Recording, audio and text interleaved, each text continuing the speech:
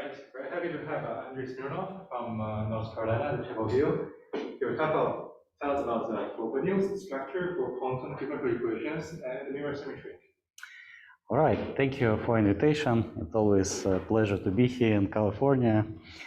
So I'll describe some story which exists in p-adic world, but probably not familiar to you in the settings over C. And so let me start with some motivation of the problem which I consider. My motivation was the theory of so-called Kloosterman sums. So what is this? So let me start with a hyper-Kloosterman sum.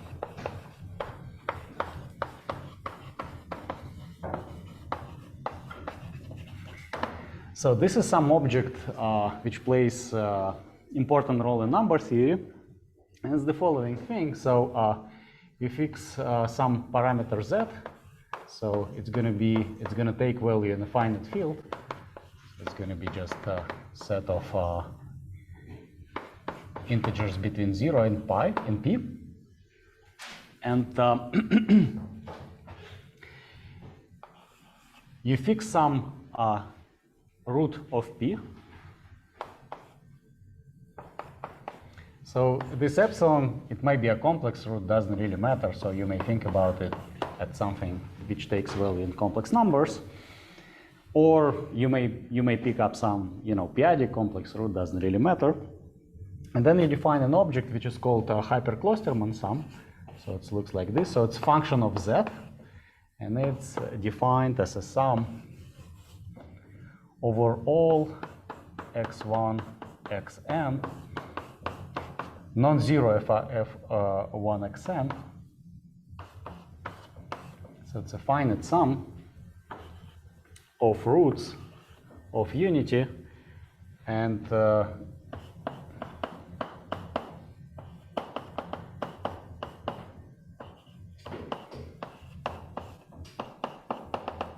well, this is the argument. All right, so this is what is usually called hyper-Kloosterman sum. And when n is equal to 1, so you have just x plus z over x, this is the classical Kloosterman sum. So if you look at this sum, you may notice the analogy between mirror integral for p1 and this sum. So it's exactly the superpotential of p1 here, but this is like a finite thing. And this is important in number theory. It comes all the time in questions like when you study distributions of prime numbers and so on. And it was discovered has a very long history, maybe like 100 years old.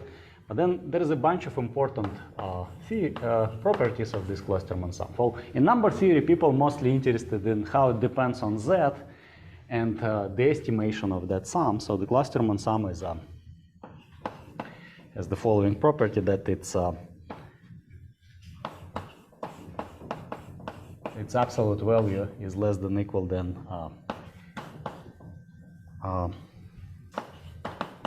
this thing. So it means that roughly this thing is like a square root of the number of terms in the Kloosterman sum. So it's very small in some sense. What is that? They kind of cancel each other. There's a lot of cancellation happening.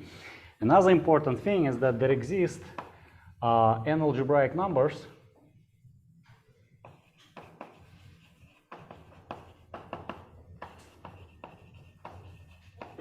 Algebraic number means a root of a polynomial with integer coefficients, such that the Kloosterman sum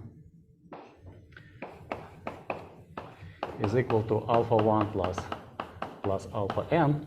So this is kind of not very interesting, but the important thing here is that you can upgrade the Kloosterman sum to the sum over.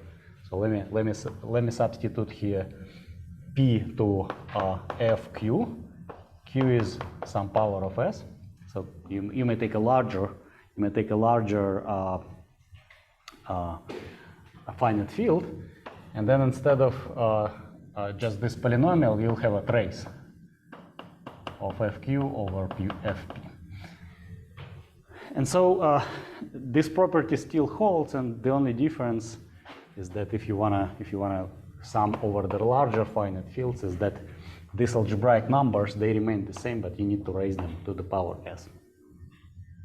It's kind of this story. And the point, if you look at this thing, it means that this Kloosterman sum, it looks like a trace of some matrix U. This is the matrix which I will consider. This is eventually going to be our Frobenius intertwiner. So, Kloosterman sums behave as traces of some matrix U raised to some power s. Sorry, I'm not going. What's alpha 1, alpha? Alpha 1, alpha n are some algebraic numbers, so I didn't finish this sentence here. So there exists some algebraic numbers, alpha 1, alpha n, such that I have this property. And algebraic number, once again, it means that there is some polynomial with integer coefficients, and they are the roots. So this expression basically says that these are eigenvalues of this matrix, and characteristic polynomial is the polynomial in question. Yes? So it's for one particular value of z? They depend on z. They are functions. So they are functions of z. And it's one polynomial. Some polynomial of some high degree, and these are the roots. Yes. Yes. All right. And the third property is that p-adic valuations of these numbers. So p-adic valuation of alpha 1 is equal to 0. P-adic valuation of alpha 2 is equal to 1, and so on. P-adic valuation of alpha n is equal to n minus 1. So what p-adic valuation is, again, every p-adic number is a power series in P, and the first term is the valuation. So suppose you have p-adic number which starts with p to the power 5, then you call this p-adic valuation. And so what is this? These are just dimensions of cohomology of Pn. So that is another analogy between. So as I said, this sum looks like the integral, quantum integral, mirror integral for Pn, and the number of roots with the same valuation is kind of the dimension of the cohomology. The trace of fq is a vector over fq is a vector space over fp. Say it again. The trace is over fq is understood as a vector space over fp. How do you take the trace? You mean this trace? Yes. Yeah.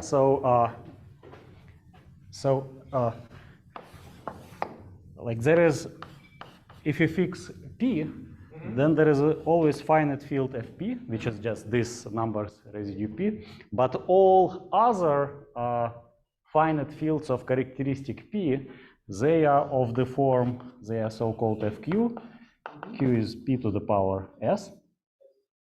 So this is like a fact from algebra that all other fields of these characteristics are of this form. So it's a field, it's a finite field with that many elements, with q many elements. And this field is a vector space over this. And so if you have some element, you may think about multiplication by this element as a matrix acting in this. So this is a vector space over this. And so, yeah. So once you take a trace, you end up here, you get back here, so you can. Sure.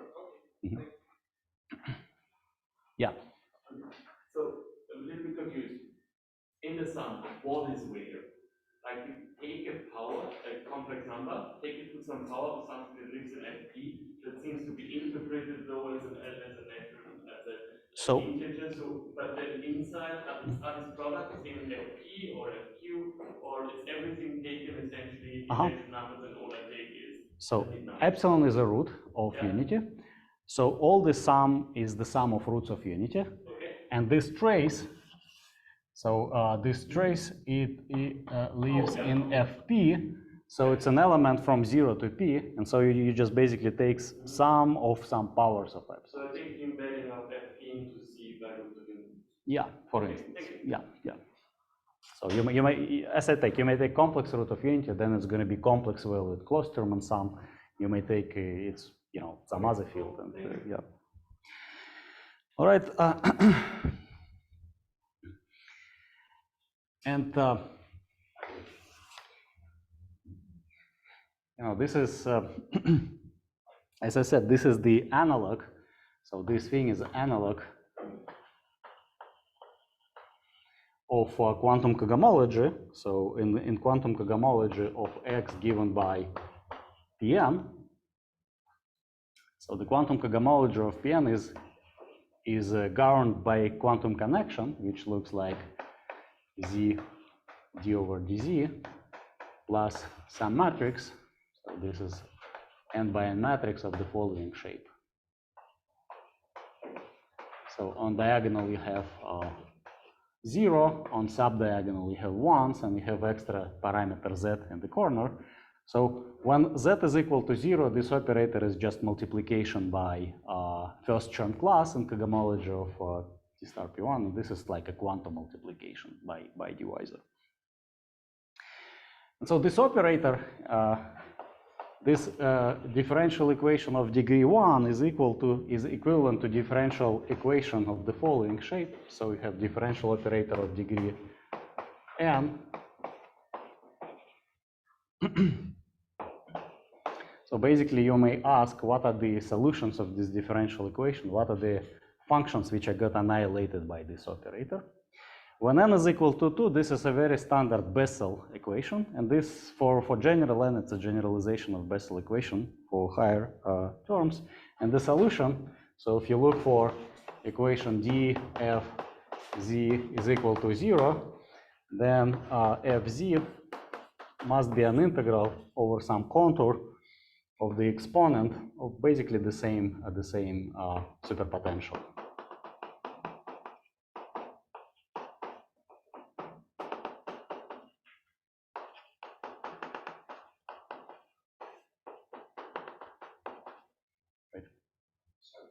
Didn't quite get to what is the solution for VP alpha I or VP alpha I? So VP, as I said, these are algebraic numbers, meaning that they're a solution of some equation with integer coefficients, polynomial equation. And so if you solve them over p-adic numbers, you may think that alphas are some p-adic elements, and you think about their p-adic norm. So this stays for p-adic norm of that element. Mm-hmm. Yeah, and of course you can decorate this sum by by some insertion of equivariant parameters. So you may introduce some action of a torus on P1, and then if you want to study the same story equivariantly, basically the integral remains the same, but you need to insert here in addition like x1 to the power a1, xn to the power an. And there is a similar modification of this Kloosterman sum, where you, in principle, can introduce some. So what you need to take is basically the following. So let me write and then I explain. So e to the power sum is what we call an additive character, right? So it's a character of additive group. So exponent of a sum is equal to the product, right? And if you want to introduce equivariant parameters into the story, you need to add some powers of x, but the operation of taking a power is what we call multiplicative character. So in principle, you can modify your Kloosterman sum by introducing additive character. You choose any additive character. So chi is the additive character which goes from, multiplicative character from f to c star. And this property of the Kloosterman sum, which I listed here, remains the same. So this story is just remains completely parallel, right? So it also so some deformation of this sum also exists, and What do you mean to insert this access for in terms of the differential equation? Yeah, so I'm saying that if you wanna do this quantum cohomology equivariantly, so if you wanna act by some torus on this thing, then there is the thing which is called quantum equivariant cohomology, and instead of this matrix, you'll have some more complicated operator. It will depend on a bunch of equivariant parameters. So basically, you introduce new parameters into the game, which is called equivariant parameters. So these are your A's. Yes, these are my A's. These are the equivariant parameters.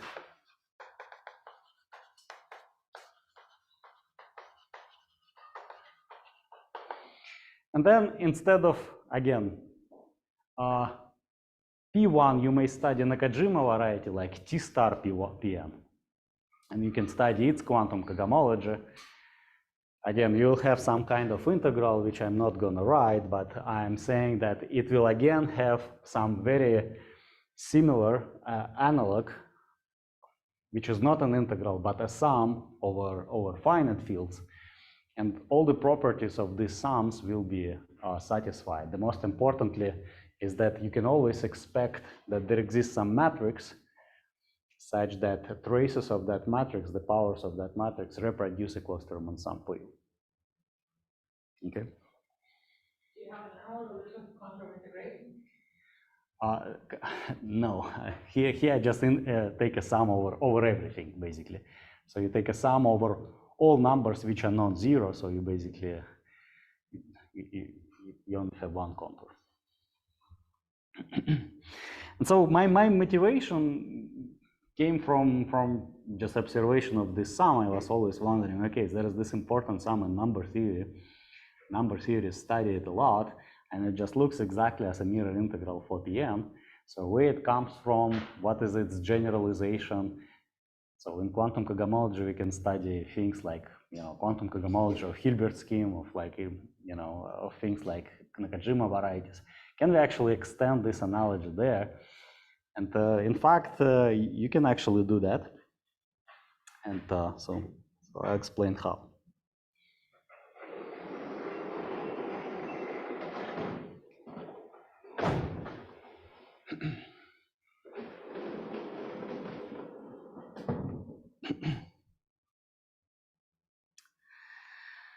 All right, so this matrix U, whose traces the Kloosterman sum computes, is going to be something called Frobenius structure in the of the quantum differential equation. So let me explain what it is. So I start with the following definition.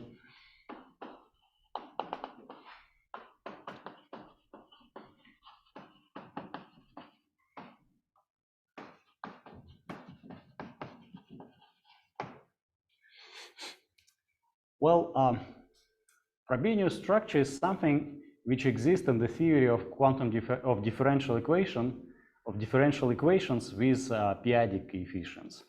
So I start with some differential equation with some parameters a and z. So you may think about it as a quantum connection of in some quantum cohomology. So this is the example of this delta here. Right? So this is one example for P1, very explicit. So it's going to be some differential operator of degree 1 plus some matrix. And so here, A, I want to think about them as equivariant parameters. So they are parameters for me. And I assume that these parameters taking value in p-adic numbers. So for instance, it's very safe to assume that they are just some rational numbers. So you specialize parameters of your connection to a rational number. And z is the Kähler parameter, so it's the parameter in which your operator is a differential operator. All right, so what is the Frobenius structure?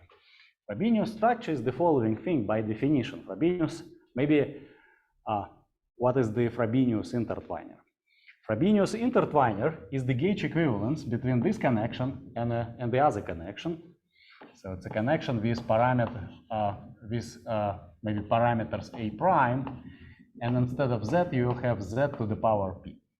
So you just substitute to your connection, just formally substitute a z to the power p. If you have several Kähler parameters, which is also possible, you raise them all to the power p. So p here is some prime number.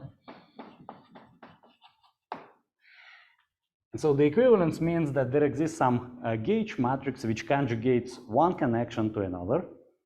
So let me call it U, depends on Z. And this is what Frobenius intertwiner is. So by definition, this gauge transformation is called Frobenius intertwiner from this connection with parameters A to the connection with parameters A prime. And it does not depend on A. It does depends on A and A prime in general, but I just don't write them. Just, you know, yeah. I will not need them. And so the only thing, so this is gauge, so this is the gauge transformation. So in a second, I write more precisely what it means. So I'll try to explain what it means in details. But what we want from this matrix is that this matrix of gauge transformation is p-adically bounded.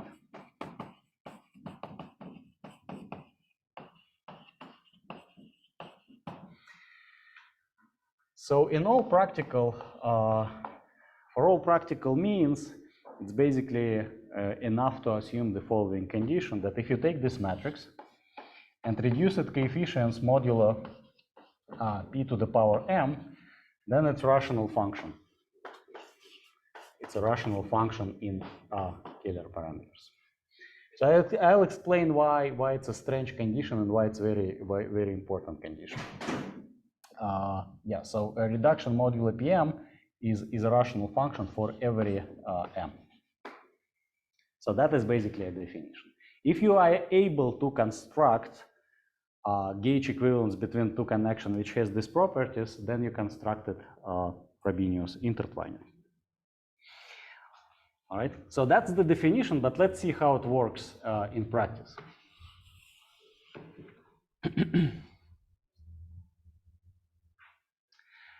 All right, in practice, you think about it as follows. Suppose you have psi, which is the fundamental solution matrix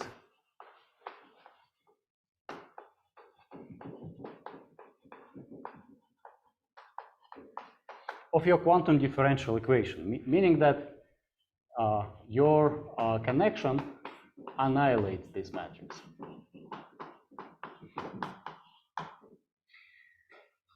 So the columns, this is n by n matrix, and columns of this matrix form a basis of solutions of the corresponding differential equation. So this is what we call fundamental solution matrix in the theory of differential equations.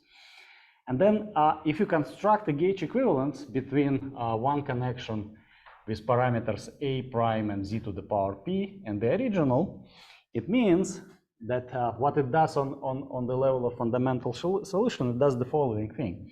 It means that fundamental solution with parameters a prime, a and z is gauge equivalent to the fundamental solution with parameters a prime z to the power p.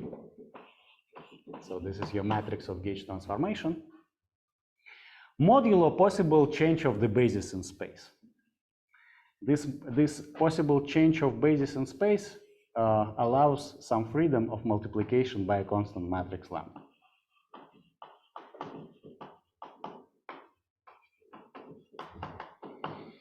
So why this lambda matrix appear is the following. The reason this matrix lambda appear is the following. If you look at this differential equation, and if you multiply your fundamental solution matrix by lambda from right,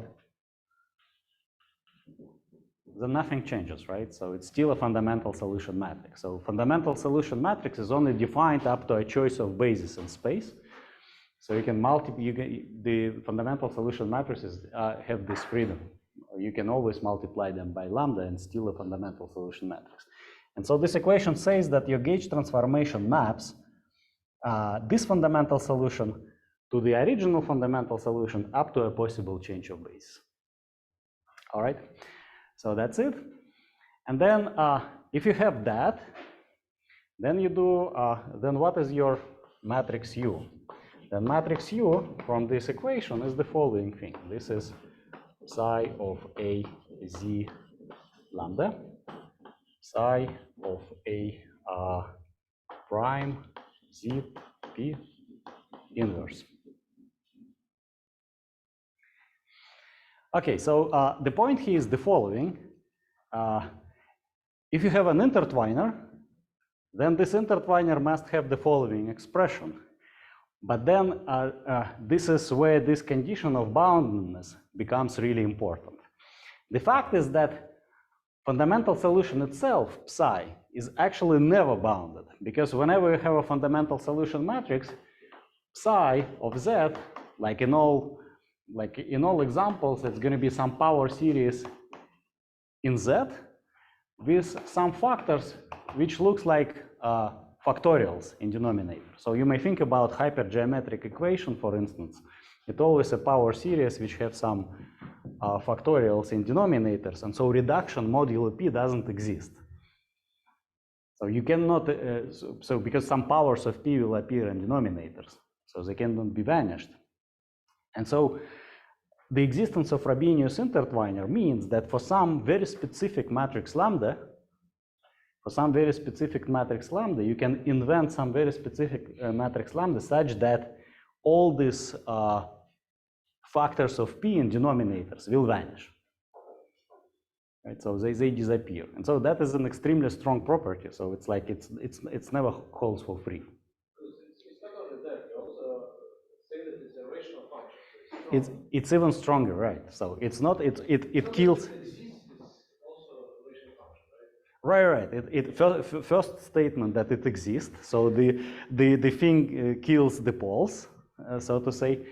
And second of all, it's even stronger that it's actually a power series which converges to some rational function in Z.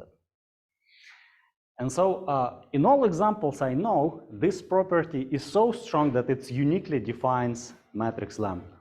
So if you have a Frobenius intertwiner, then you can only find one matrix lambda in this case.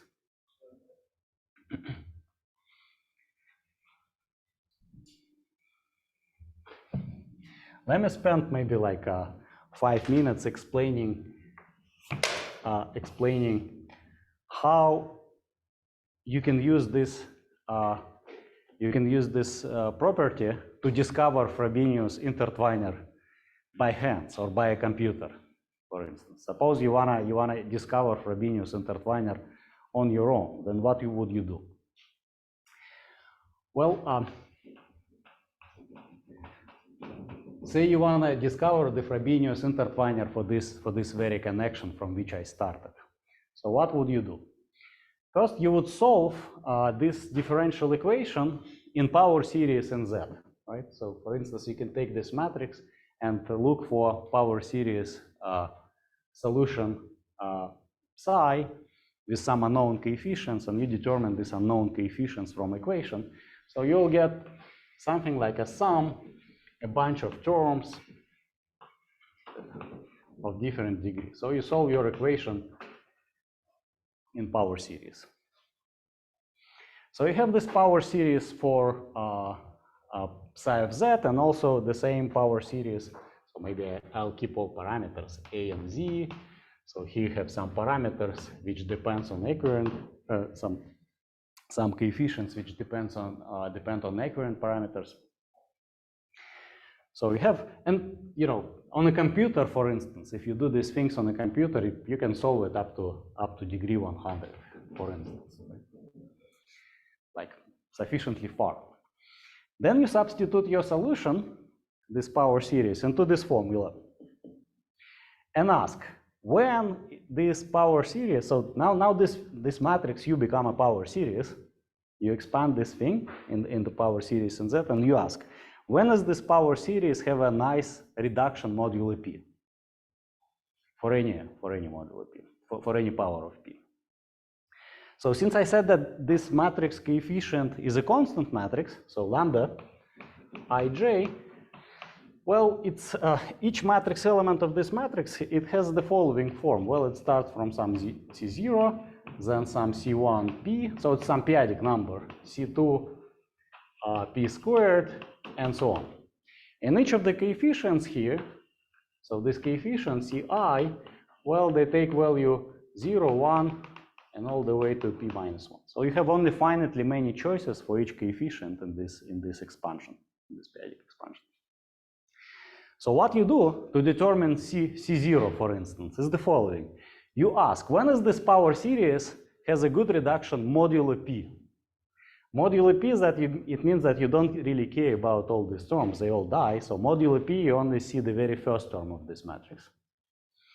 But for the first term, for the 0, you have only finitely many choices. So you may try C0 is equal to 0. Is it true that this thing kills all the poles, have a good reduction? No. You might try C0 is equal to 1.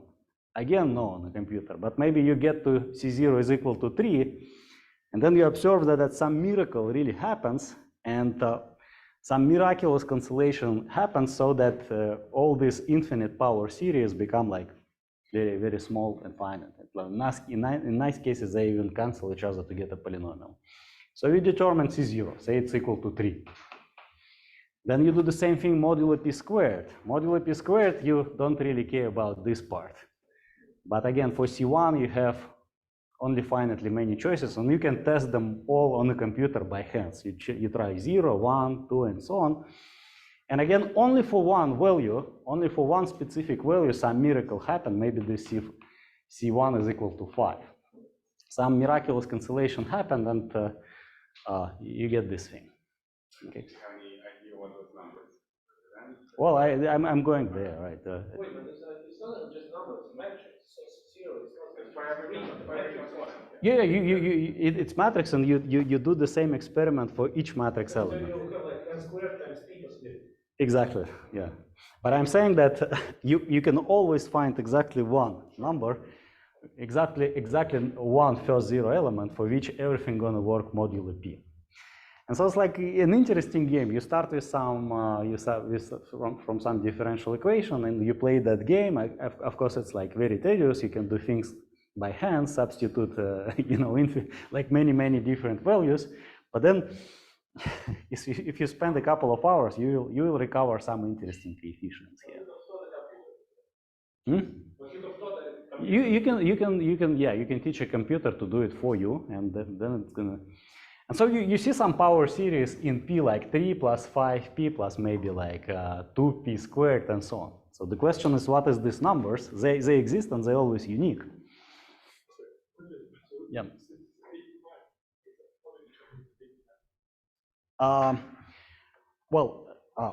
This thing is a Frobenius intertwiner between two different connections, between connection A prime and A.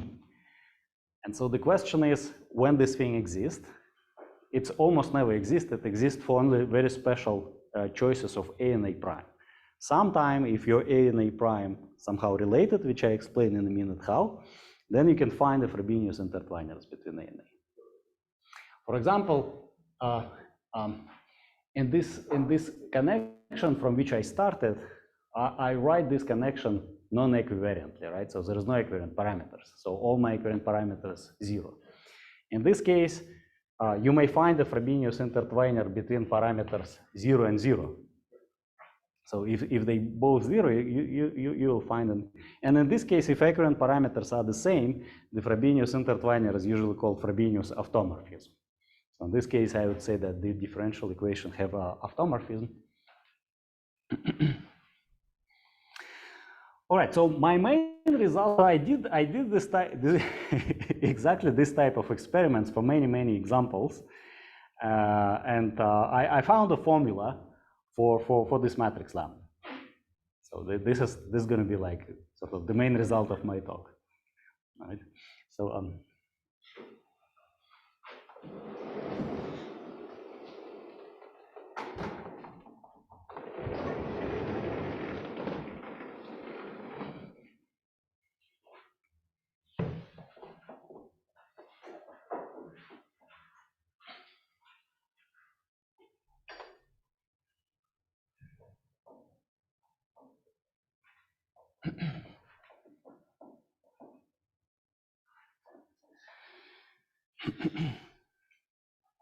so the main result is the following. It's not a theorem. It's a conjecture. It's an observation, but I did it in many examples, and it always worked. So it's safe to assume that it's correct. The main result.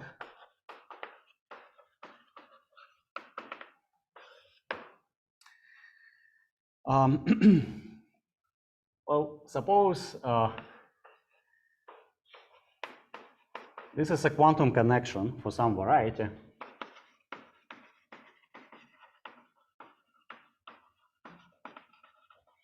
Again, I assume that my equivariant parameters are some p-adic numbers.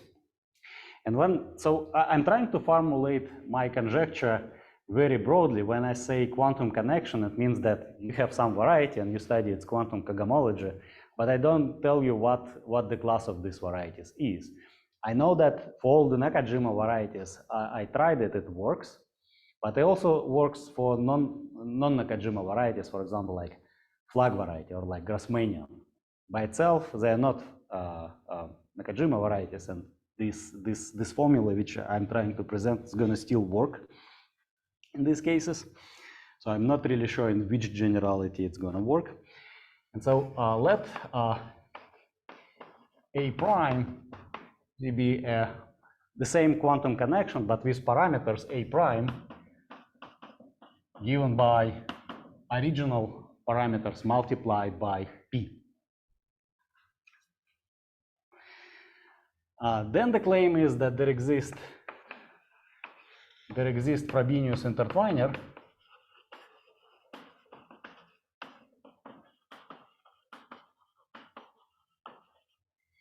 between these connections. A prime Z is equal to A ZP mu Z. With this constant matrix,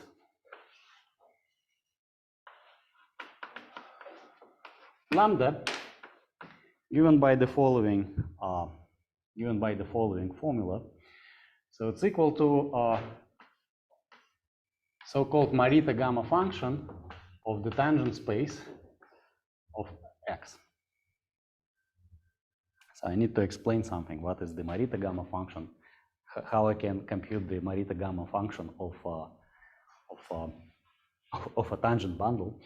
So it's going to be some element in the cohomology of my variety, equivariant cohomology of my variety with p-adic coefficients. And so by this I mean an operator, the operator of multiplication by certain class in this ring. It's a p-adic Erytani class, yes. So if you know what is the gamma Erytani class, it's like p-adic substitution of that. So for instance, in equivariant setting, we know that in equivariant cohomology, if you have a finitely many fixed points on your space, then multiplication by any equivariant class in the basis of fixed points is diagonal. So and in this case, multiplication, so in equivariant case,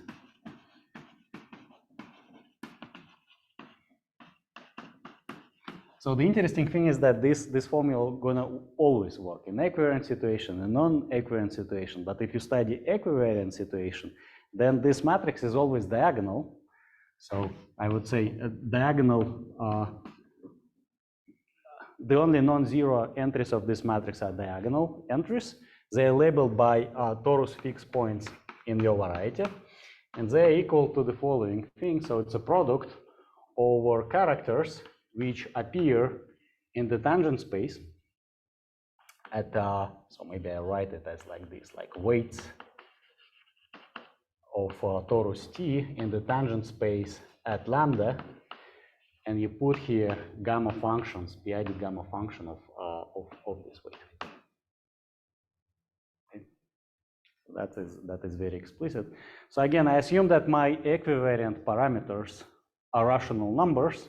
So all these weights are some linear combination, some linear functions of equivariant parameters. So I always evaluate some kind of gamma function at some rational numbers. All right. So is it a tangent space at lambda? So you look at the tangent space. So this is your tangent space at lambda. It's a representation of a torus, right? And so you just look at all the weights which appear in this tangent space, and you take a product of all tangent weights. So it's exactly the Morita gamma function, so to say, but over p-adic. And so what is the gamma function? What is the Morita gamma function? What is its definition? So W is a number, Yeah, so gamma function, Morita gamma function is a p-adic number. So its value is also a p-adic number. so W is just a integer. W is also a p-adic number. So again, if you fix your equivariant parameters to be p-adic numbers, the weights of the tangent space are also some linear combination of equivariant parameters. So it's going to be some functions of those numbers you fixed. So the Morita gamma function is defined as follows. So in the p-adic world, if you want to define a function, Sorry, this is only true for the diagonal element? and all other are zero, so it's diagonal matrix. In equivariant case, lambda is diagonal. Is this thing.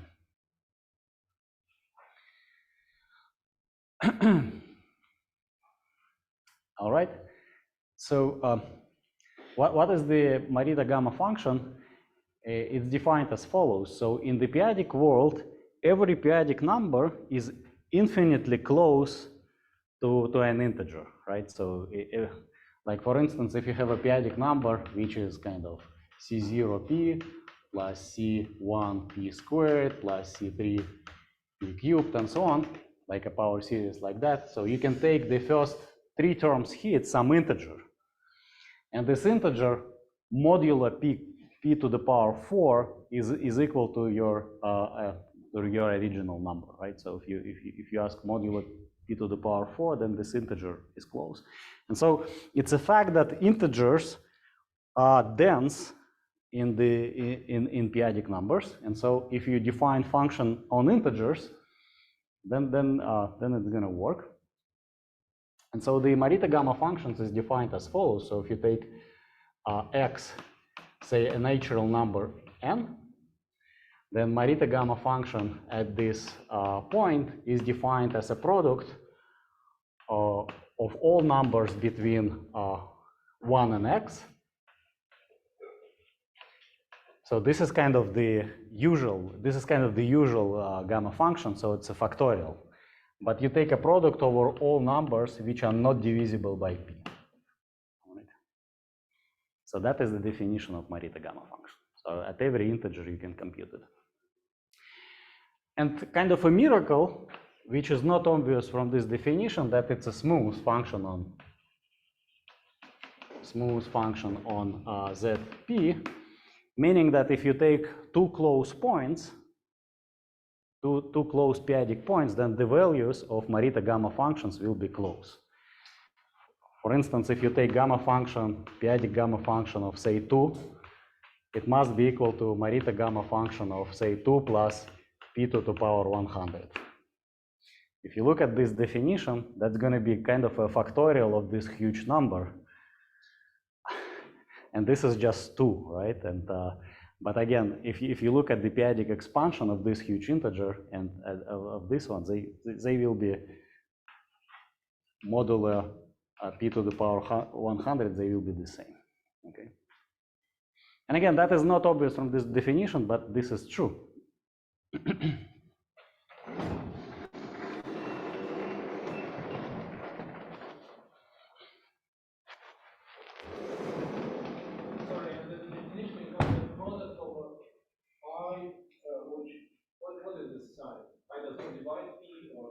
P doesn't divide I. I forgot the sign as well. Let me correct it.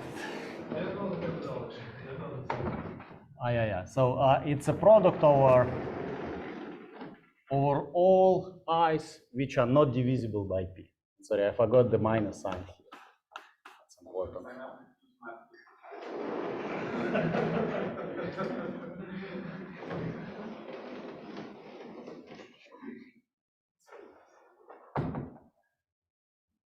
Right.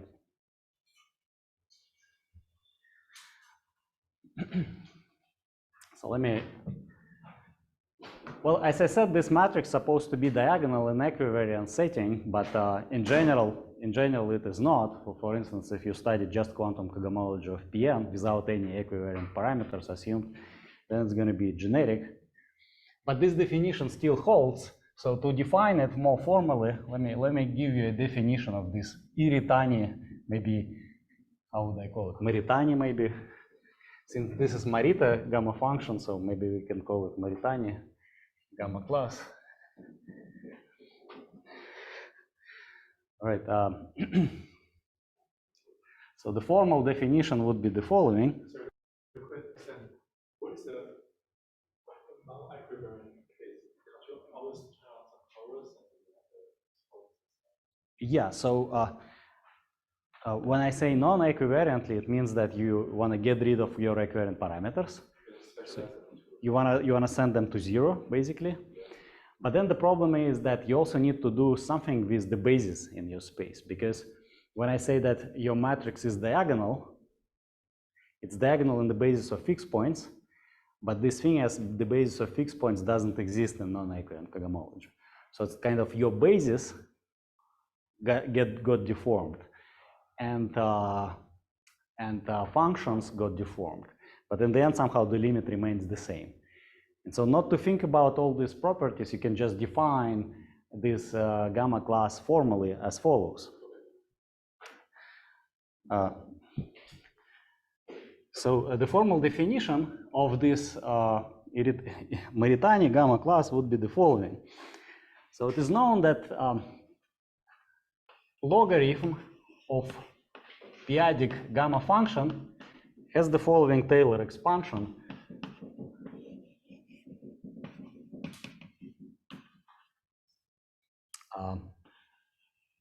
So it's a sum with coefficients given by p-adic zeta functions.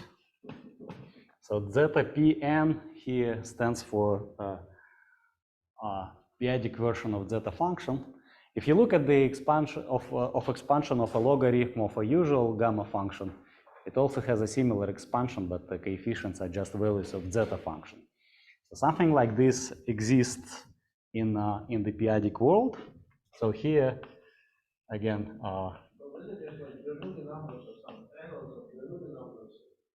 exactly, yes. This is just some analogs of Bernoulli numbers, precisely.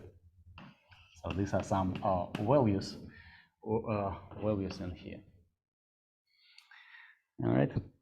So okay, how can I use this property to define gamma class of a vector bundle? Now, let's say you have a vector bundle, so it's some element in K theory of X.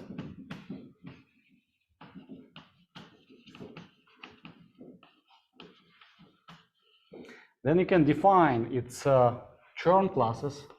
So it's not exactly Chern classes, it's slightly different characteristic functions, but I want to define M's Chern character of V as x1 to the power M plus xn, xr maybe, to the power M.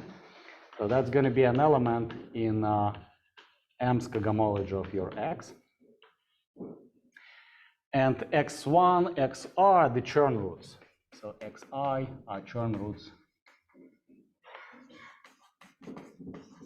of F, of V. So first characteristic class is just the usual Chern root. It's just the sum of all the Chern roots. But then usually the second Chern character is usually elementary symmetric function of these Chern roots, but I want power sums. Okay, so I define it this way. So I have these characteristic classes. There are some very well-defined elements in cohomology. And then I want to define, using this power series expansion, the logarithm of gamma function of the vector bundle V as follows. So it's going to be just the sum with same coefficients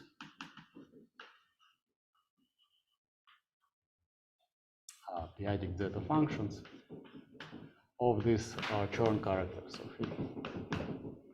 So if you define it this way, yeah, and yeah, that's the definition, and then gamma of v is just you know, exponent, so to say, exponent of this. Yeah, it's exponent of that. Yeah. N, yes, yes, it's N. Thanks. And what is it? What's the zeta? That is the coefficient of this expansion. So as I said, logarithm of Morita gamma function has Taylor series expansion with some p-adic coefficients, and there it's a zeta functions of n. Yeah. And n equals 0 as well? So you keep noticing all these things. Yeah, I feel like it's maybe starts from 1. Yeah.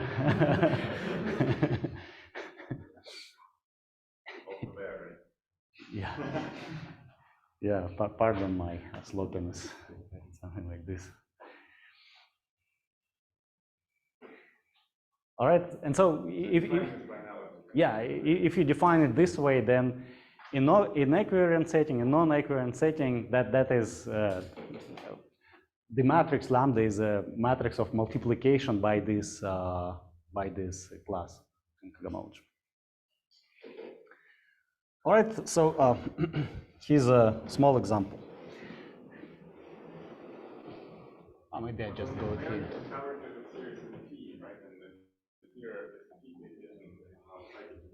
So if you do this thing non-equivariantly, right, then this is actually a finite sum, because powers of some powers of classes in non-equivariant setting, and every cohomology ring in non-equivariant setting is nilpotent, right? And so after like finitely many steps, it's going to vanish. So let me do a small example. So at the beginning, I started with a quantum connection for Pn. So I wrote very explicit matrix, and how would you compute this thing for Pn? No equivariant parameters present, right? So everything is non-equivariant. So let me do this example. So just to show you non-diagonal matrix lambda. So let's say x is equal to Pn, and I want to think about its cohomology.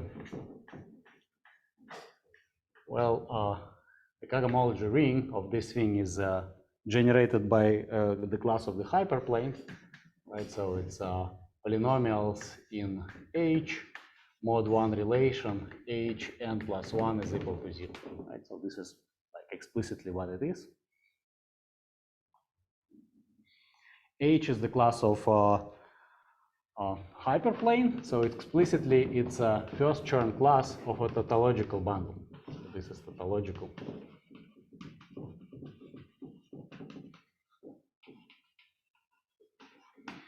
So it's a rank 1 vector bundle over P1. Okay.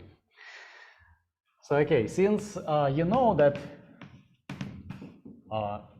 in this particular case, the tautological vector bundle plus tangent bundle is trivial. So it's some fact from just topology that sum of these two vector bundles is trivial. So it means that if you compute Chern classes, so Chern class of V m plus Chern class of the tangent must be equal to 0. So this is just h to the power m. And so it means that Chern class of Tx of the tangent space is just equal to minus h to the power m. And well, and then I look at this formula, right? So then the logarithm of Morita gamma function of the tangent space is going to be a finite sum. So it's a finite sum which runs from 1 to n. Some coefficients, let's call them un, h to the power m, and the coefficients mu m are just, again, zeta functions.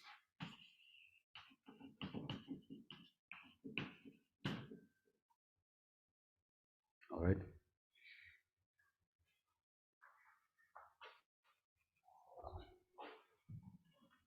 Before you erase that, Yeah, I already. correctly, could it be this is kind of a p-adic of a germ character? Because you kind of have okay theory to cohomology and replace your usual formula of the germ character with your. No, I don't do anything interesting on the level of Chern classes. I just say that it's some characteristic classes, which not exactly Chern classes, because Chern classes are usually like every characteristic class is a symmetric function in Chern roots. Chern classes are elementary symmetric functions, and I just don't want them. I just want these power sums. Yeah. And I feel like they usually called like Chern characters or something like that. Yeah. Yeah, exactly. The thing that you wrote down looks more to me like you should have kind of a Chern character. Yeah. And not an exponential, but kind of a Chern character. Yeah. Okay. Yeah, but I just don't do anything p-adic at this step, right? So I just take these characteristic classes, and all the p-adicity is sitting in these coefficients, right? So the coefficients are p-adic. And so in the basis, if you look at in the basis, so in cohomology, if you fix a basis 1, h squared, and so on, h to the power m, right? N.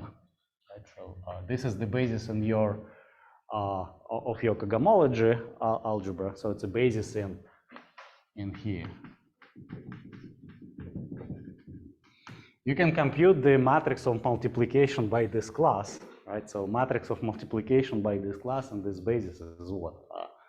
So log gamma PV, so capped, right? So it's like a usual multiplication in cohomology by this class in this basis. Well, what is this? This is just this matrix. Here you have mu1, mu1, mu1, here you have mu2, mu2, and so on, mu and here. And mui's are these zeta functions, coefficients. Yeah, so if you just look how to multiply by this sum, modulo this relation, this is your matrix, right? So, and then the exponent of this matrix is, so exponent of this thing, so it's an nilpotent, again, exponent is very easily can be computed. This is what I call gamma of tangent space. So you see, it's not diagonal anymore, but it's some triangular matrix whose coefficients are some p-adic numbers, and they can be written in terms of the p-adic zeta function.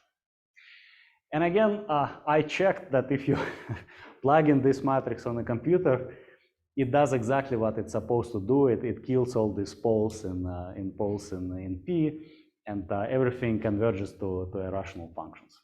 So that is how it works in non-equivariant setting.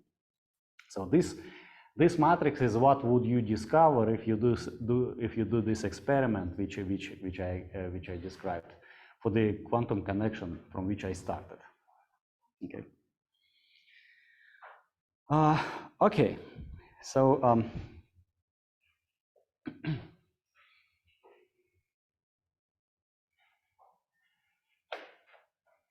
so maybe I should say a few words like to what extent this result is new.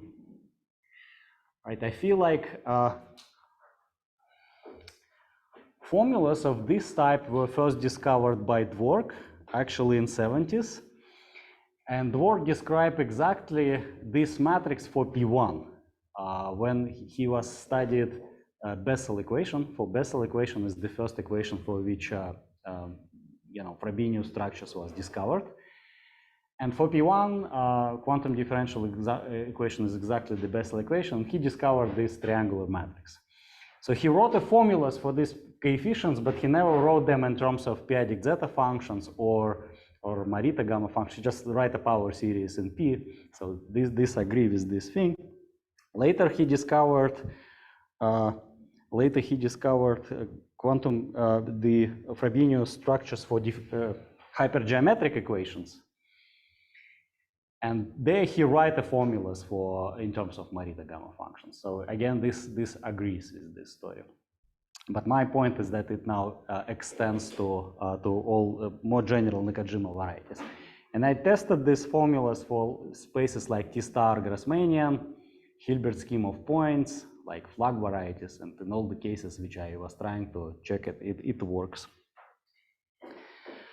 All right.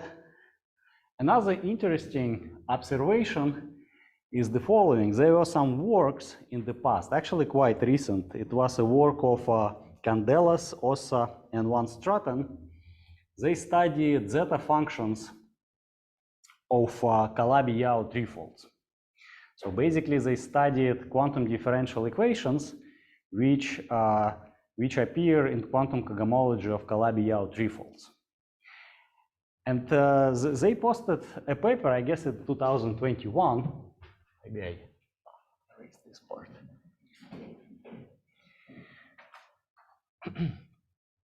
So basically, they discovered the Frobenius structure for these equations, and they found that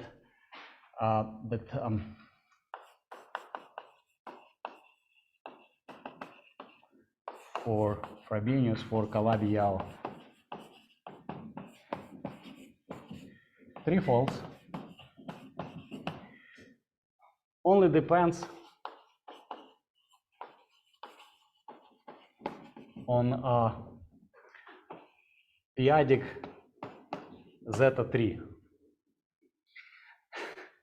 So they said, like, whenever you study quantum cohomology of Calabi-Yau threefolds, you can find the Frobenius structure in this case, but the matrix of Frobenius structure, similar to that, will only have one non-trivial term, and it will be proportional to zeta 3 times some characteristic class of your variety. And I believe my formula just agrees to that, because if you study threefolds, then short cohomology is maximally far you can go, and the Calabi-Yau conditions implies that some of the lower characteristic classes vanish, and so nothing survives except kind of in this formula zeta 3. So it looks like it actually also applies to that situation, and it covers these results. Okay.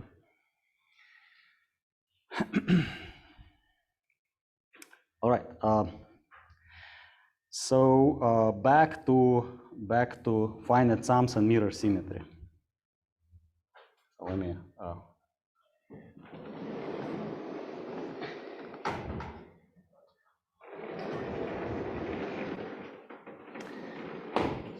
when you say you explicitly check, you know the connection and you plug in.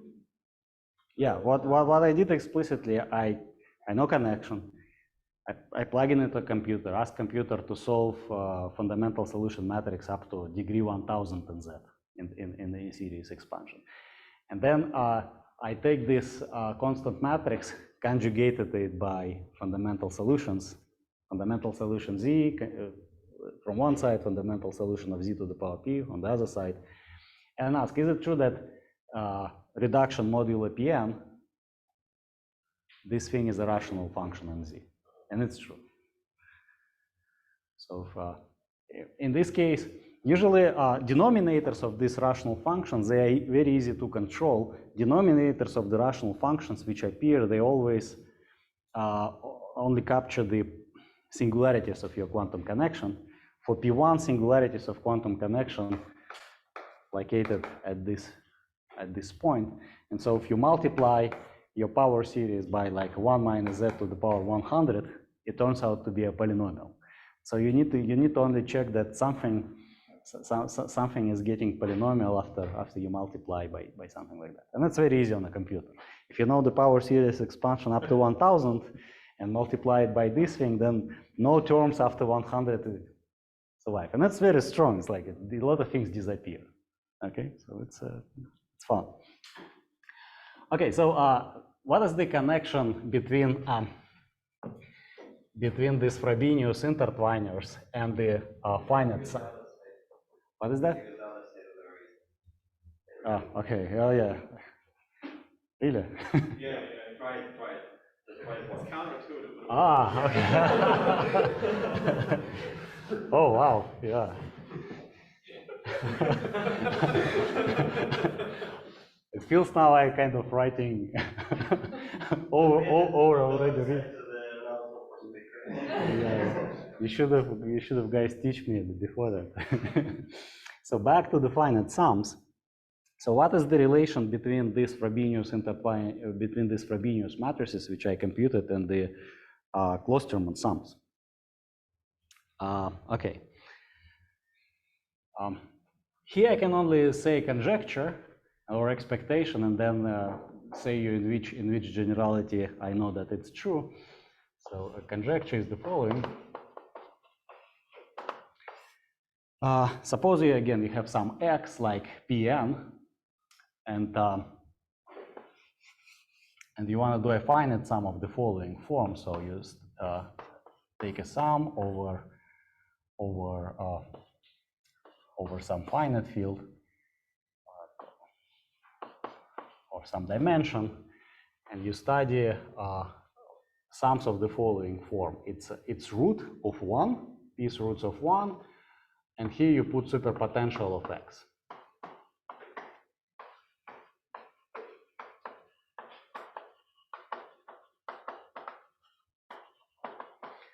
So by this I mean the following. You study some x, suppose you know the mirror symmetry description of the fundamental solution for that. So it's going to be some integral of exponent of some superpotential. Suppose you know that. Then the expectation is that this thing is equal to trace of the Frobenius intertwiner matrix, which I computed, evaluated at the following special point. Let me call it TZ. So Z here, oh, this board gets much better. I should have known that earlier. So ZP here was just an element in a finite field, and TZ is an element in the p-adic field, which is called Frobenius intertwiner Teichmüller representative of Z. So this is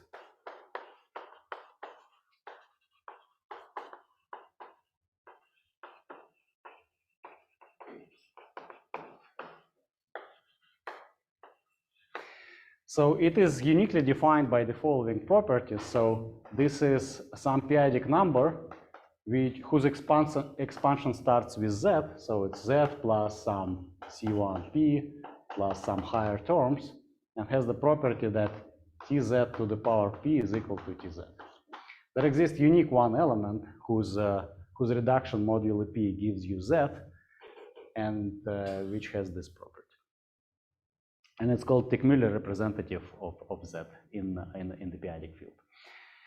And so, yeah, and so in the p-adic world, these Teichmüller elements, these Teichmüller numbers, they kind of live far from zero. But this condition that the matrix U converges very fast, that it's bounded, guarantees that you can evaluate this number at p-adic at the value of Teichmüller representative computed trace. So it's something well defined. I just want to say that for this thing to be well defined, you really need that condition that U is bounded, and so its trace is equal to that. And again, you can decorate it. You can go to a bigger field. So instead of as before, instead of working over FP, you can work over FQ. Then again, here you need to put trace, and here you need to put power S, if Q is equal to P to the power S. All right, so when it's actually true. So it was known, again, from the work of Dwork, that this is correct for Bessel functions.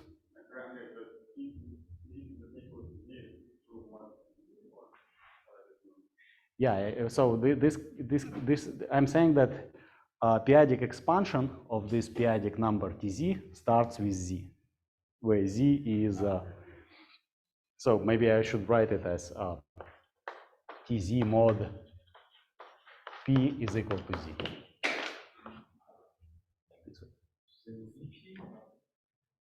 So Z sits in here, which are all numbers between 0 and P. Okay.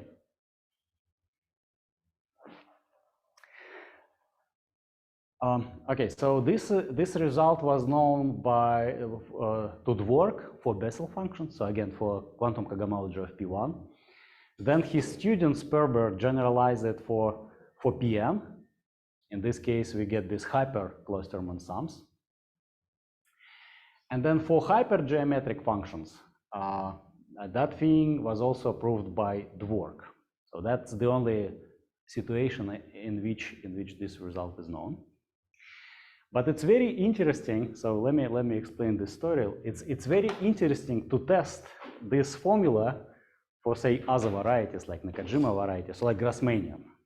So I played a lot with the example of x given by Grassmannian 2, 4. So it's kind of a lowest function for which is not already a Bessel function or a hypergeometric function. Some interesting thing. And so yeah, this. No, just Grassmannian. So people know how to describe the mirror story for that. People know how to compute superpotential. Well, superpotential, it is in the work of Constance Rietsch and Marsh and Rietsch. Yeah.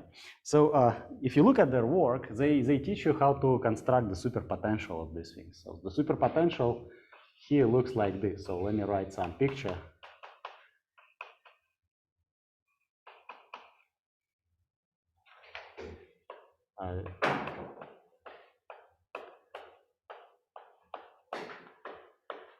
So basically, if you want to compute the superpotential for Grassmannian, you write like some box with some dimensions.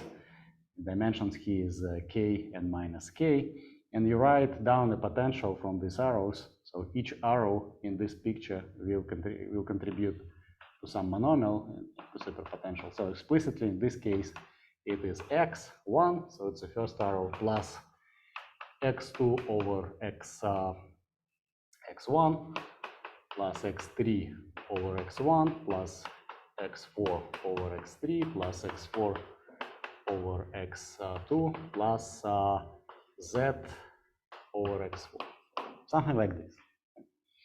So it's a superpotential which depends on now 4 variables. And using the formula which I described, you can compute the Frobenius intertwiner. You can compute its trace, and you can check, is it true that it's equal to that sum? So you may compute that sum,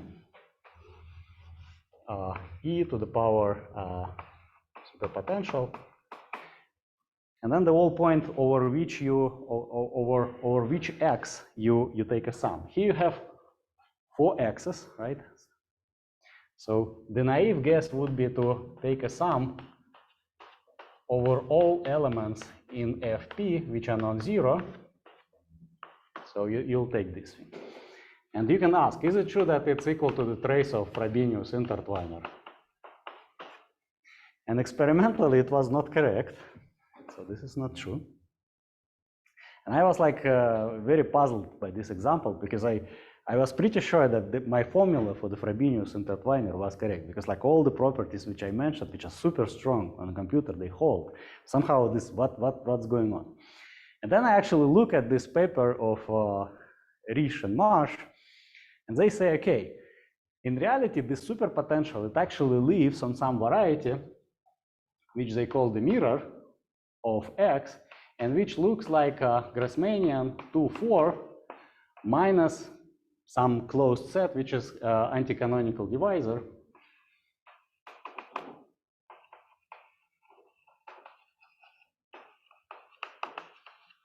And the fact is that this is a cluster variety. So it's one of the first varieties of which cluster structure was ever constructed. And then there is a big cluster chart sitting inside here, which is f star to the power 4. So it's like a cluster chart on this variety. But it's not everything. It's like a big open set here, but it's not everything. And so The point is that this is how the superpotential looks on this open chart, but it actually extends on the bigger thing. And so the right thing to do was, well, just take this right, so they call it the precise mirror. So it's basically, I guess in their work, they show that if you look at this superpotential and you look at its critical point, then it's not true that all critical points sitting here. Some of them run into a bigger space, so you need to really substitute it by something bigger than that. Yeah, you do some mutation to construct a bigger charts. But then you can still describe it as the Grassmannian mean minus something to computed points. Exactly. So if you take this precise mirror variety, let's call it X check, and you computed FP points, and you take you know, sum over x's there, so you actually add more terms to your sum, then it's restored the equality. It's amazing that it's so sensitive to that. Yeah. So I wanted to say that these Kloosterman sums, they actually feel the mirror symmetry, so they sensitive to this type of things. So how do you figure out this U, this matrix U, like, does it have a closed expression? Well, I just gave you the closed expression. Those are gamma. Those are lambda. Yeah. But then you do this psi z. This is known. Basically, after conjugation, that's it. Yeah, you just look at this expression, and again, in a computer you can solve it up to z to like 1000, substitute it here, and then so this is your matrix U, and I take a trace of that matrix. But actually, still, I mean, at least from what you said here, it still seems kind of miraculous that, like you can test the formula works, but it's still miraculous that that thing actually like exists some nice rational function, right? By conjugating that size, right? Yeah. But what I'm saying is like the signs themselves are Well, like as I said, if you reduce it modulo like p to the power n, then it's a rational function. Yeah. And then you can substitute this rational function to commutative representative, take its trace, and I'm saying that this thing and this thing coincide modulo p to this power after which you make truncation. But how does it, like, psi and psi inverse themselves, it's dangerous to reduce them one. Oh yeah, of course, yeah, So it's but still miraculous that. oh yeah, absolutely. absolutely. Even though you have proposal for what is lambda, it's still miraculous that it works. Exactly. Yeah. Psi, as I mentioned, psi doesn't have any any reduction, but. So do you have? I mean, so whole cancellation always somehow have geometric meaning. So, yeah, I'm gonna get there. Yeah, I'm gonna get there. Yeah. Let's come back to the chart. Is there an analog of left-hand side? It's just insistent sitting in the. No, I don't know. Yeah, it's fewer points, so it's missing something. Yeah, so it's like. Yeah. All right, and the point is that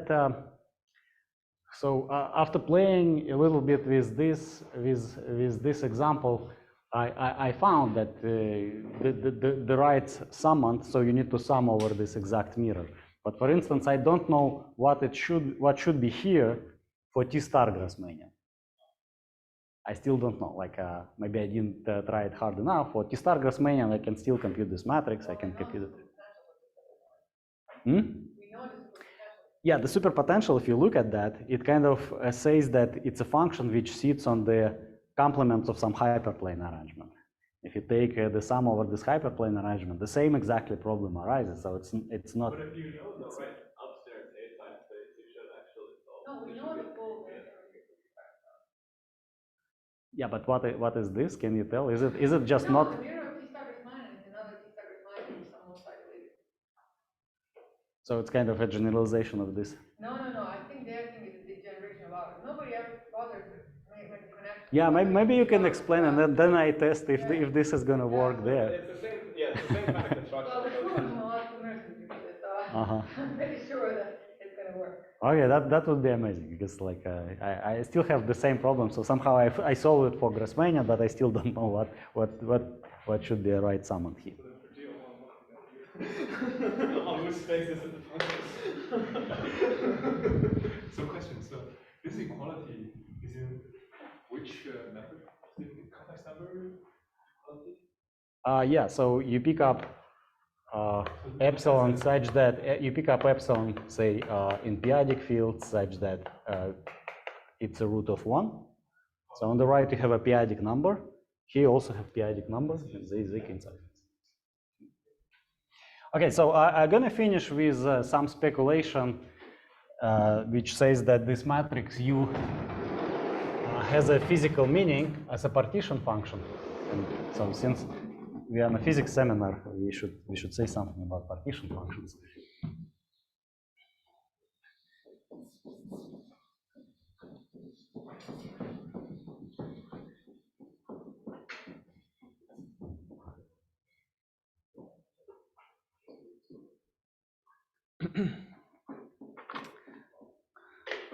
All right, so I just want to say the following thing.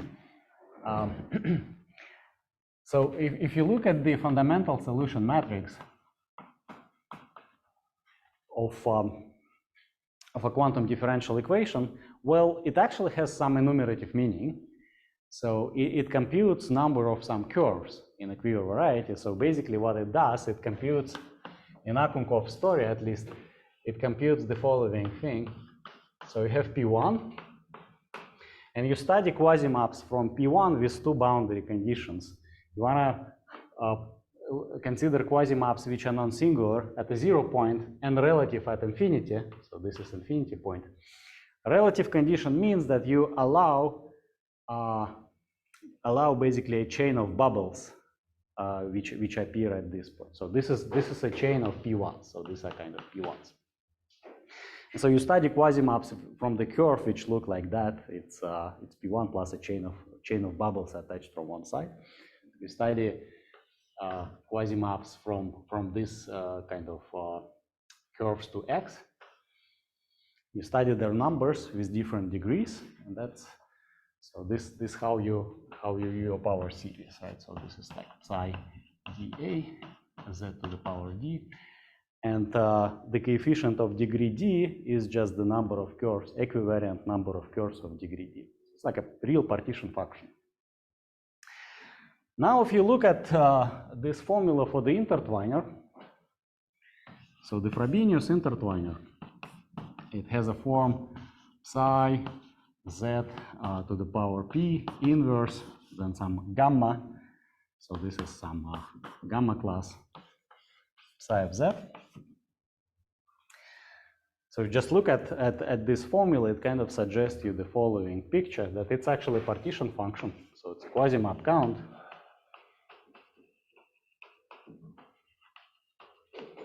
And the following thing, you study quasi-maps from P1. On one side, you have your original fundamental solution, so nothing happens here. But you need to do something different at 0. So you also want to put relative boundary condition. So you allow chain of bubble, which appear here. But the right thing to do is to say that quasi-maps, so on each of these bubbles, you may consider the action of a finite group, Z mod Pz. So it actually rotates P1. So each of these bubbles is a copy of P1, and you rotate it by these roots of unity. And you want to say that I only consider quasi-maps which are invariant with respect to this rotation. It's kind of no restrictions on one side and then invariant on the other side. Well, it's clear that if you only ask like any such quasi-map, any quasi-map which is invariant with respect to Z mod Pz must have a degree proportional to P. So it means that that explains why you have a power series not in Z but in Z to the power P on that side. And usually in the usual story, this term here, so the term which corresponds just to P1, this is exactly this Morita gamma class. So it's a usual gamma class of a tangent space. Well, you can compute that using the localization in equivariant cohomology, and the reason is that, you know, basically you have your C, the functions on C looks like polynomials in Z near zero, say. And so if you have when you do localization, you basically take tangent space, you tensor it with all functions near zero, and you take exterior power of that thing, right? So you know that. So basically, you need to consider the character of this infinite dimensional space, and then the action on Z is Z goes to Z to the power Q. Q is this parameter, equivalent parameter, which is the shift in Q difference equation. And so what is this thing? Well, it's explicitly just a product over all weights which appear in the tangent space, then the product over all integers from 0 to infinity, like 1 minus omega Q to the power I. So this is what localization says usually. And so that is exactly 1 divided by Q gamma function of the tangent space. But then when you do a similar localization here, So what do you mean by Z equals to Z times Q? well, I'm saying that this is my curve in the neighborhood of 0. So this is a 0 point. This is my curve from which I study quasi-maps. So it looks just as C. And C is a spectrum of CZ, so it's just an algebra of functions there. And so so the sections, all the sections is just powers of Z. But then I have extra symmetry, which is a symmetry which rotates my curve, right? And this is the symmetry which acts by Z goes to Z Q. So just a rotation of my. Yeah, Q is the equivalent parameter of C star which acts by this rotation. And then I say that, well, what is the weight of this space? Well, this is 1. Q is the weight of Z, then Q squared, and so on. But when you do a localization, you need to take all these terms into account. You'll get something like this. It's just how equivalent localization works in K theory. Are you taking a wedge? Yeah. Wedge, it means that, you know, if I take a wedge of, 1 plus Q, 1 plus Q squared, it's going to be like 1 minus Q, 1 minus Q squared. So that's kind of the rule. But I wanted to say that in the neighborhood of this point, you can do the same, but now instead of Z, you only consider ZP invariant sections, which means that it's kind of the ring of ZP invariant functions looks like this. These are the functions which are invariant with respect to shift. Z goes to the root of unity. Z goes to e to the power 2 pi I divided by p. Here you don't allow x to get twisted by VP. X what? You could also, in principle, embed Z mod PZ into automorphism. Yeah, here I don't want to do that. Yeah, so I don't think, like at this point, I don't see why it's needed. Maybe it's important. Well, I'll do something. Yeah, but I'm saying like, similarly, if you consider this construction, instead of the ring of functions, you just need to take ring of ZP invariant functions. So if you do the same localization argument, instead of this function, you're gonna get something like a product over the tangent weights, and then product over from 1 to infinity, 1 minus W, and then the powers of Q which appear will be all proportional to P. Okay? And then when you divide this function by that function, so what happens is exactly the cancellation all terms proportional to P. Like in the Morita gamma function. That's somehow it seems that if you do this thing and then compute it properly, then Morita gamma function will appear. And so the ratio of this expression and of that expression is a similar type of product, but now I runs over all integers which are not divisible by P. Yeah.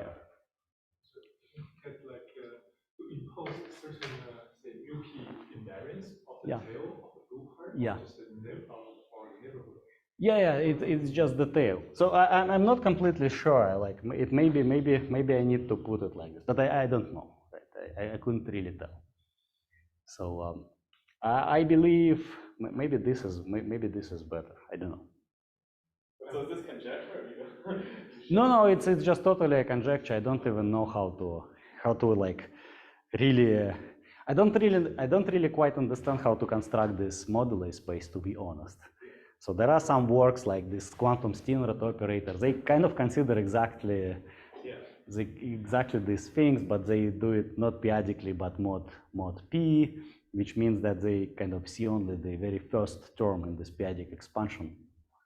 And but it should be something very close to this quantum Steenrod in relation to that.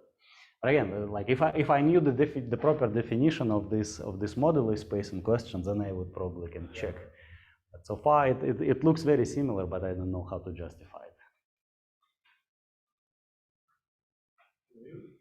And by the way, this rationality, sorry, I apologize. This rationality somehow, like in quantum cohomology, when you study invariants which only have relative boundary conditions at all the points, then usually your invariants sum to the rational functions. Yeah, exactly. So you're basically saying that like if something like that is true, then probably it's all cancellation. Yeah. The way to prove if this conjecture works, then the way to prove it is the following. Since I said that this cancellation of poles modulo p and convergence to irrational functions is so strict and so strong that it completely fixes the Frobenius intertwiner, then it would be just enough to prove this thing for if you give me a moduli space, if you define a moduli space and the proof that this partition function has exactly the properties of this Frobenius intertwiner, then you're done. That would be my dream, but I don't know so far.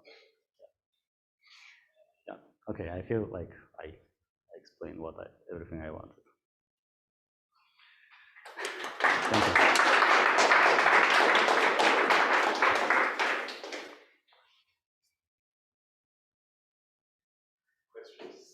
Can you summarize again what here do you know in which generality? Like what do you know for T-star, Grassmannians, and things like that? What do you know for? Right. So in what generality I know these things? So my main result was the formula for this Frobenius intertwiner, namely the formula for this lambda. And I gave you a formula in terms of these gamma functions. It's a conjecture. So I tested on a computer in many examples, and in many examples it holds, but I don't know how to prove it. So it's still a conjecture, it's not a theorem. Then I expect that it's going to work basically. Including things like T-star, Grassmannian. I tested for T-star Grassmannian, I tested it for the Hilbert scheme of points, which is, like not T-star of something, so it's much more complicated. It still works for the Hilbert scheme. And I checked it for Grassmannian, which is not a Nakajima variety, right? And I also mentioned that somehow this result seems to reproduce quantum cohomology of Calabi-Yau threefolds. So some other people studied that, and it's just like partial, like some piece of that formula. So I couldn't say in which generality it works, but it seems to me like anytime I know that there is some reasonable quantum cohomology of that space, then this holds. Like the Calabi-Yau threefolds, Nakajima varieties, and then like Grassmannian flag varieties, which are not Nakajima. Like everything still works. Yeah, but. Do you have any idea for the interpretation of that formula? The right-hand side is a trace. Yeah. Which suggests that you identified actually at the end of your picture. Well, where on the left you get something that we usually associate to a period. Of course, now you're saying that there's only a single period to our truth. Yeah. So what the geometric meaning of this trace, so to say? Well, I know how to prove this formula for things like hypergeometric equations, but it's like some p-adic analysis, so it's not geometric. Does the formula have an analog outside of the p-adic world, in your view? I don't think so, no. Yeah.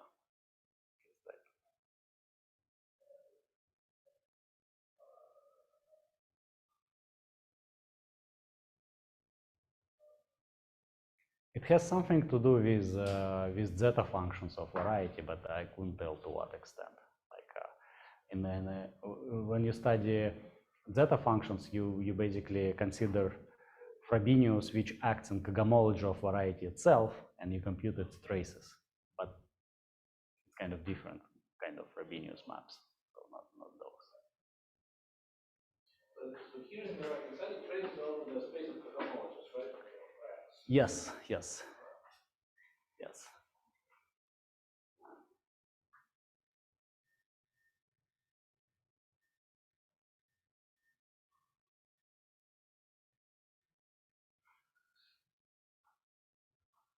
Yeah. So when you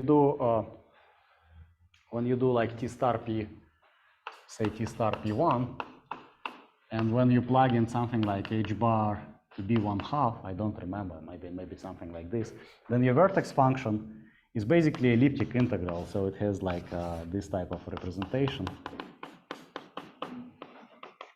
kind of this form. And so this is a period of elliptic curve. And I forgot the precise statement, so you can consider the elliptic curve, something like this. I forgot the precise statement, but somehow this trace, which is written there, at the same time it computes the number of points. Yeah, the usual statement is that the point counts are related to trace of Frobenius acting in summittal cohomology is the same thing. Yeah. And so it's whereas here, U is just constructed from. Yeah, so here you start from T star P1 and then compute something, some space on which you superpotential with, but not even that. So it's like some elliptic curve in this situation, and then somehow the zeta function of this elliptic curve somehow is related to the trace which I compute. And also the period integral, right? Yeah. The Lamarck's formulas. Yeah.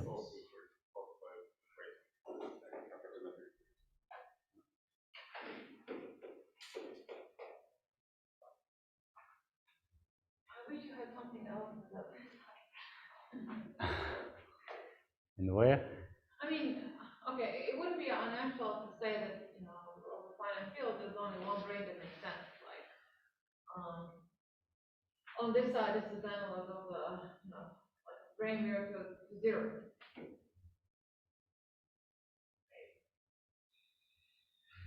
But then,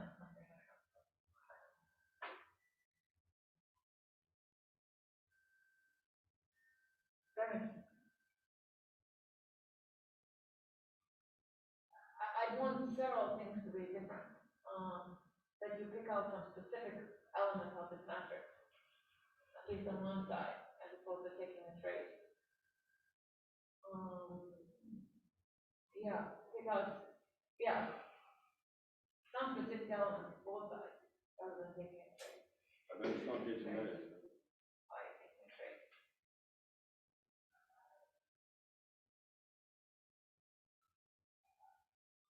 What about something else? Want to pick up the left-hand side of the trace here.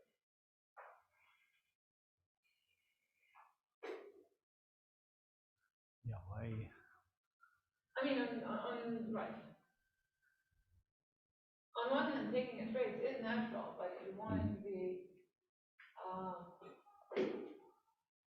kind of a Kloosterman quantity. Well, at some point, as I said, I knew the proof of that formula from the p-adic analysis. Well, I guess if you stare at that proof and You want something better. I mean, this is clearly related something. So you have here refine and then you vacuum and you mean like you wanna But then the left hand side should also be a Kloosterman. Yeah, so the Also, in math, it's known that